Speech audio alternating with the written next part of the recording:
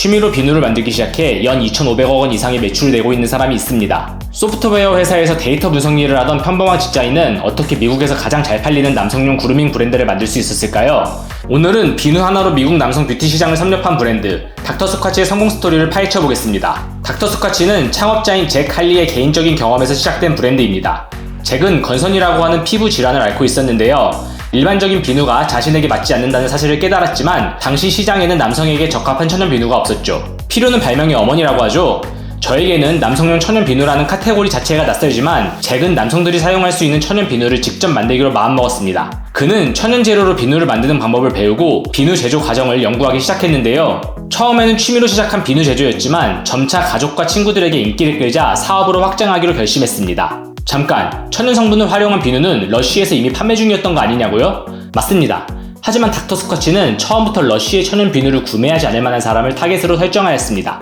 한 인터뷰를 통해 잭은 자신의 제품을 천연 비누를 원하지만 라벤더 향을 싫은 사람을 위한 남성용 비누라고 설명하기도 했죠. 즉, 다채로운 색상과 산뜻한 향으로 고객을 끌어들이는 러쉬와 달리 닥터스쿼치는 나무나 흙내음같이 조금 더 강하고 남성적인 향을 가진 제품을 개발하는 데 초점을 맞추었습니다.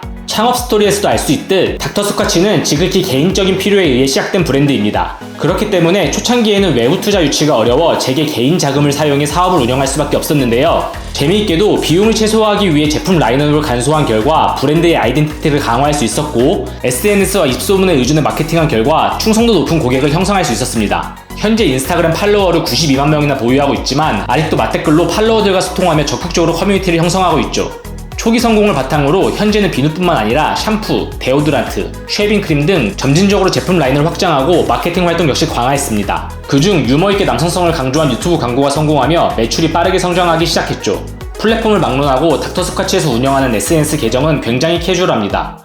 어떤 게시물들은 선을 넘었다고 느껴지기까지 하는데요. 실제로 일부 소비자들은 불쾌감을 표출하기도 하지만 이러한 도발적인 접근이 오히려 많은 사람들에게 기억에 남는 마케팅으로 받아들여졌습니다. 논란이 생긴다고 해도 공식적으로 사과를 하거나 광고를 철회하는 대신 피드백을 받아들여 유머의 수위를 조정하는 방법으로 대응하고 있죠. 선 넘은 광고도 먹힐 수 있는 이유는 이러한 유머가 브랜드의 아이덴티티로 소비자들에게 인식되었기 때문인데요. 소비자들은 닥터스쿼치가 진지하지 않은 브랜드라는 것을 이미 잘 알고 있습니다. 그리고 그러한 가벼움을 좋아하죠. 브랜드의 존폐를 걸고 굉장히 위험한 줄타기를 한다고 생각할 수도 있지만 이는 굉장히 효율적인 차별화 전략입니다. 전통적이고 무난한 광고를 하는 경쟁사와 독특하고 과감한 닥터스쿼치, 광고만으로 타 브랜드와는 다른 특성을 지니고 있음을 강조할 수도 있고요.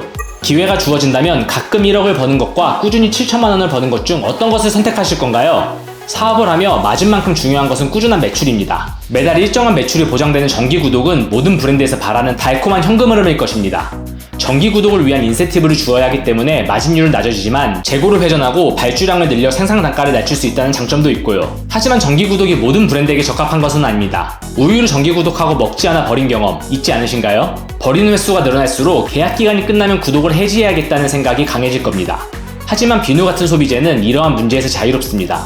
지난달에 받은 비누가 남았다면 보관해 두었다가 나중에 쓰면 되니까요. 게다가 남성들은 비교적 일관된 소비 패턴을 가지고 있는 경우가 많습니다. 한번 사용하기 시작한 제품을 잘 바꾸지 않죠. 구체적인 구독 서비스 매출 비중은 공개되지 않았지만 닥터스쿼치의 매출은 구독 서비스 도입 후 300% 이상 증가했습니다. 이 시기의 매출은 1,300억 원이 훌쩍 넘었지만 여전히 소규모 팬층을 가진 브랜드라는 인식이 강했는데요. 닥터스쿼치가 메인스트림 브랜드로 자리 잡기까지는 단 30초밖에 걸리지 않았습니다. 슈퍼볼은 미국뿐만 아니라 전 세계적으로 큰 관심을 받는 이벤트입니다. 작년 슈퍼볼 시청자는 1억 1,300만 명에 달했죠. 슈퍼볼 광고는 단순한 상업적 광고 이상의 사회적 문화적 영향력을 지니고 있습니다. 광고 내용이 화제가 되거나 지속적으로 회자가 될 가능성이 크기 때문에 단순한 제품 홍보를 넘어 대중문화 속에 브랜드를 각인시키는 역할을 하기도 하는데요. 30초 동안 반영된 닥터스쿼치의 슈퍼볼 광고는 경기가 끝난 후 여러 커뮤니티로 공유되며 브랜드의 소비자층을 확장하는 데 중요한 발판이 되어주었습니다. 닥터스쿼치는 자신들만의 유머와 개성을 살린 마케팅을 슈퍼볼에서도 그대로 이어가며 브랜드의 이미지를 강화했는데요. 그 덕분에 기존 충성 고객은 유지하면서 새로운 고객 유치도 성공할 수 있었고 슈퍼볼 광고 이후 구독 서비스 가입자 수 역시 눈에 띄게 늘어날 수 있었습니다.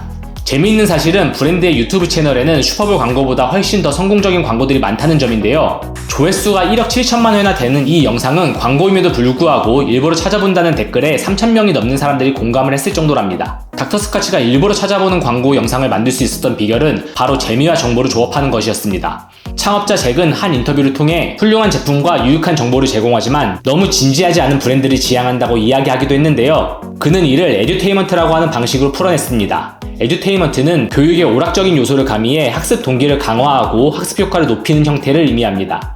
1억 2천만 명이나 조회한 이 영상도 3분이 넘는 시간 동안 자사 제품의 우수성을 나열하며 시청자를 교육하지만 재미있는 설명 방식 덕분에 많은 사람들이 광고를 끝까지 시청하죠.